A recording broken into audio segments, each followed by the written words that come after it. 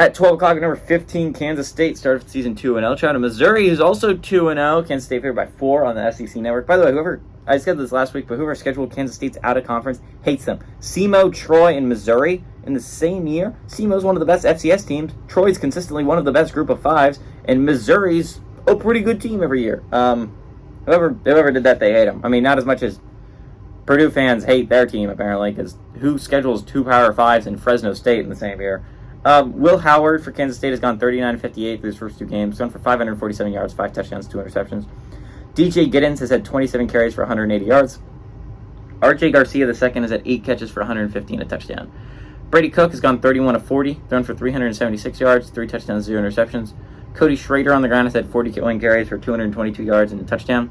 And Luther Burden III has had 15 catches for 213 yards and a touchdown. Missouri leads the series, weirdly enough, 60-33. Last 2 games have gone to Kansas State, though, in 2011 and 2022. Kansas State has also won 15 out of the last 20 times these 2 teams have played. Sorry.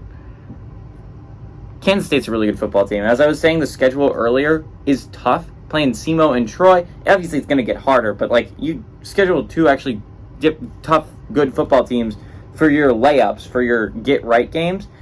And, if that works out, that actually boosts your schedule a significant amount, right? And it did work out for Kansas State. They looked dominant against SEMO and Troy. And I understand, it's SEMO and Troy, but SEMO's a top-tier FCS team. A lot of FBS teams, especially last week, a lot of FBS teams struggled with their FCS opponents. A lot of FBS opponents, teams would have struggled with that FCS team. SEMO's a good football team. And Kansas State did not. A lot of teams would have struggled with Troy. Some would have been upset last week by Troy. Kansas State was not. That builds to your resume going forward. And if you want to make the playoffs, you're not going to need an insane resume, right? Because to get there, you're going to have to beat Texas, and Texas is already top 4. So, I mean, it's not crazy that you need all this stuff, but I'm just saying it's going to help you in the long run. Missouri struggled last week. And when I'm talking about struggled, I mean Middle Tennessee State had the ball with a chance to win it near the end there. Middle Tennessee State looked like a team just as good as Missouri. And to be fair to Missouri, they didn't fall like Miami last year to Middle Tennessee State. Miami will say that is a very possible scenario and that it sucks when it happens. Missouri beat Middle Tennessee State, which is good for them, but at the same time they struggled mightily. Kansas State has looked nothing but dominant here early on.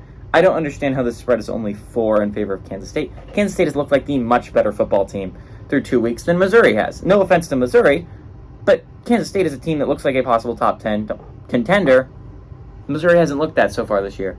I like the Wildcats on the road to win and cover.